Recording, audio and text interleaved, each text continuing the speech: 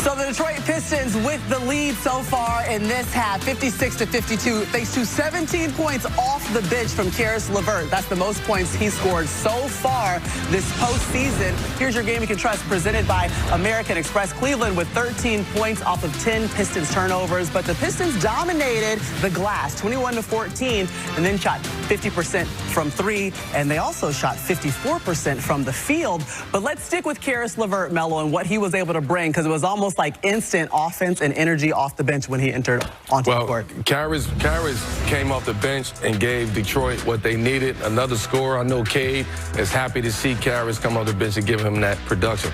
Here, right here in this pick and roll, he's able to manipulate the defense, manipulate the pick and roll, come off of that snake that, get to the best shot in the game at the free throw line. That's what Caris has always been about in his career. Here, he takes a challenge on a former teammate with Donovan Mitchell. Hey, I'm sitting down, and I got this, D. Mitch. You ain't going for that today. He did a great job on the defensive end.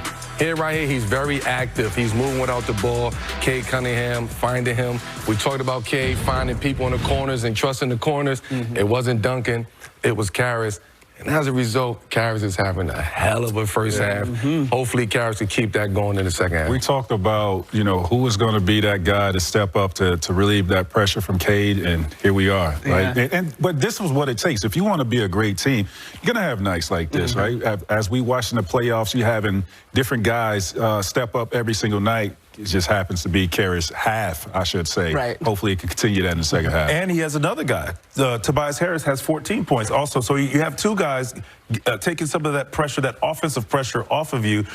I think for Cade, continue to draw the double team, get off the ball, let those guys do what they do, and you could be the superstar, the closer that he is in the fourth quarter. Okay, flip side of that, obviously the Cleveland Cavaliers, Donovan Mitchell 0 for 6, didn't hit his first field goal till about 2:48 left in the second quarter, struggled, was very much so cold. What did you see that was different from him, VC, in this first half compared to Game 3? Great defensive pressure and effort by Detroit, 1-2. I think they got him pressing, so when he had open shots, he was rushing them, and their defense was predicated on slowing him down. Yes, if James Harden is going to get his, you can't allow both of them, so they're choosing Donovan Mitchell, who can score in bunches and really mess up a game for you, so they've taken him away, kind of bunched up the game for him, and he just has to take his time. I'd love to see him drive a little more, continue to get to the free throw line, and kind of work his way back out to the three-point. Okay, you guys are all scorers. You've all been there, okay? Your approach, Melo, when you come back in the second half, if you're Donovan Mitchell, you got 4 points so far in this game. Shoot. He's right.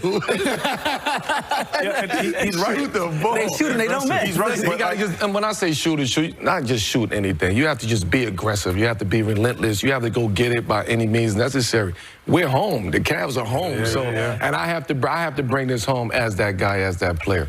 I mean, for me, if I'm struggling in the first half, you mentioned it, the first thing I want to do is try, how can I get to the free throw line? Because I need to see the ball go in. Or how can I get an easy basket? And that's something that your coach draws up for you to get you that easy one to get going. Yeah, 4 points. That's his lowest scoring half so far of this postseason. 1 for 2 from the free throw line. So we'll see if he can make it there a few more times here in the second half. His running mate, 17-year vet, James Harden. Pull it up. What were you saying? Toby, where you going, Toby?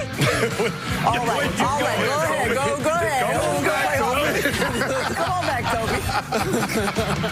And welcome inside the studio for another edition of NBA Showtime. Maria Taylor, alongside the Hall of Famers, Tracy McGrady, Vince Carter, Carmelo Anthony. VC, we're just happy you're here at the beginning of the show today. I'm glad to be here, too. You feel better? I don't feel rushed. Yeah, exactly. You had a nap. No scowls today. Okay, good. We got a happy VC here. And it's good because the stakes are high entering Game 4. The Pistons, they have never lost a series when leading 3-1. And Cleveland has come back from a 3-1 deficit just one time. It happened in the 2016 NBA Finals when LeBron led the Cavs back against the Warriors and then went on to win the franchise's only championship. But here are the Pistons. They're coming off a loss in Game 3, and Detroit's Ausar Thompson chatted with Ashley Shamity at Morning Shoot-Around. Take a listen. All right, Ausar, obviously some costly turnovers in Game 3, but overall, how would you assess that performance and maybe things you guys want to look for to improve tonight? Just have a quicker start coming out. They came out, got a 16, 17-point lead on us, so we had to fight back the rest of the night. So today we're trying to not put ourselves in that position where we have to make every perfect play in order to win. We want to, be up to start. For you personally, what areas do you feel like you make the most impact when you're on the floor? On my defense, my facilitating, just, relieving Cade of on-ball duties and attacking the rim, putting pressure on the rim, touching the paint, and either kickouts or scoring myself. And for that game, in game 3, I mean, you guys won the possession game, you won the rebounding, you won second chance points. Obviously, the turnovers were a big deal, but how much does it just show how precise you have to be in a playoff game where, like, every little thing matters? Like you said, every possession matters in the playoffs. Little mistakes add up. So you have to try to be as perfect as possible. Obviously, you're not going to be perfect, but, that's still the goal. Yeah. And now that you've played this Cavs team a couple times, if you could describe a winning formula against them, I know they make adjustments, but what sort of thing does it take to win against them? Make them uncomfortable. They have a lot of great players over there, a lot of players who could score, and, a lot of big guys. So we have to, be strong, make them uncomfortable, be physical, and that's our best chance. Ausar, thank you so much. Good luck tonight. Thank you so much. Appreciate you. Yep. Look, Ausar, describing what Detroit does best. They play defense, have the best scoring defense in this playoffs right now. But obviously, down the stretch ended up being the difference. They dug themselves in that 17-point hole. We saw the Cavaliers lead it by as many as 17 in the third quarter. They got back into it, but just didn't have enough towards the end of the game. You think the takeaway for JB and the Pistons should be what from Game 3 to make it different, a different result in Game 4? Well, that they can play on the road. They can compete on the road at a high level. They could go into Cleveland and win this game tonight if they take care of the ball. I thought they played a somewhat fair game in Game 3, but when it got down to it, they were only 2 points away from really taking over that game. But then Cade had those turnovers late in the game that really cost them. And what James did was capitalize. I mean, he completed his last 3 shots to close out that game. He was really efficient. And I think just for Detroit, if they get back to the basics, just the simple things of, being who they are, who their identity is, being a physical basketball team, taking care of the basketball, I think what Cade does on the basketball court and what he does for this team, they could come out with this victory tonight. Cade had 3 turnovers in the final 3 minutes. That's what T-Mac is kind of pointing to a little bit, alluding to there, and that was the difference down the stretch. And I also think Detroit is a very good basketball team, and we've talked about this a couple of times, is that they're going to need someone to like Tobias Harris has played great, and I think Duncan Robinson has been great. But Cade's usage is at a high level, at a high rate. So the first 3 quarters, they're going to have to find other ways to utilize their team to have a fresh Cade Cunningham in the fourth where he can just dominate. And I think he got mentally fatigued. Yeah. And late in the game, he's still gonna play, he's still gonna score, he's still gonna be one of the best, but they're trying to accomplish something bigger than just one game. So I just think, like you mentioned Duncan Robinson. Dennis is gonna have to play better for them. And this guy here, you'll go back to Jalen Duren. I think the pick and roll and what he brings to the table makes the game easier for Cade because of his ability to roll and score in the paint. So there's a lot of guys that's going to have to play a role early in the game to make the game easier for Cade late.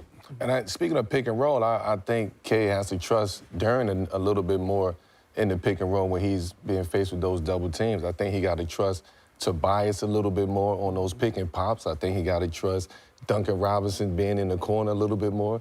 I just think Cade got to just really see the game a little bit more. I do think he got mentally fatigued in that Game 3. He got bogged down, he got tired.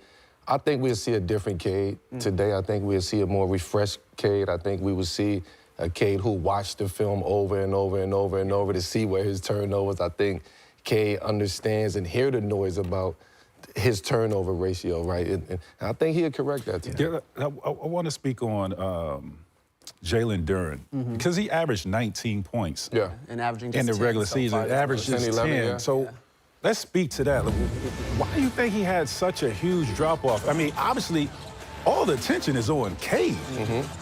Are they not featuring him on the pick and rolls? He's not making himself available. He's not finishing when he gets the ball. Getting the looks he normally gets? Because 19 in the regular season, and he had some silly fouls early where he loses his aggressiveness. And we saw in Game 1, he was ultra aggressive where he drew 3 quick fouls on Jared Allen, and he was effective. And you're like, oh, here he is. This is a series for him.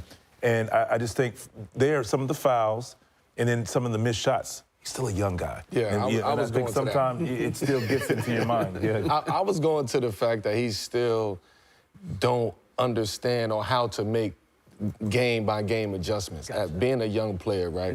One game you fouling too much. You fouling early, unnecessary fouls. One game you trying to figure it out. You trying to score. You don't know how to get a bucket. I just think he's trying to figure out too much in these playoffs, and it's because of his lack of experience that we're seeing that. And some days he's here, some days he's not. But that drop-off that you're talking about, to go from where he was at regular season to go to 10 points. And that's 9, almost 8, 9 points that a drop-off, right? So you got to figure out a way how to close that gap if you're Jalen Duren. He's a first-time All-Star. It's just his 4th season. We saw maybe a little bit of the matchup, Wendell Carter and him going against each other in that first series. We wondered how he'd do against Jared Allen and Evan Mobley, and so far it's been the same. Good news for Detroit is Tobias Harris and how much he's stepped up in scoring so far this postseason for them. Absolutely. All right, let's get to tonight's meaningful moment from moments such as this. Game 4 against the Pistons, and he only had 3 turnovers. He had 7 assists. In Game 3, 9 points. In that 4th quarter was the closer for the Cavaliers. We'll see what he has for us tonight as the Cavs look to tie up this series. And by the way, so far this postseason, Cleveland has taken full advantage of home cooking. They love being at home. The Cavs won all 4 games at Rocket Arena in the first round, and they returned home in the second round after losing 2 times in Detroit. And what started to feel like a must-win game for Cleveland, there was certainly no place they would rather be. Dan, you're up. Right. Uh-oh. Good cut. Yes. Hey! But the playoffs, focus on one team, focus on adjustments. It's mine and our responsibility to make everybody better. Bring it in. Come on, man.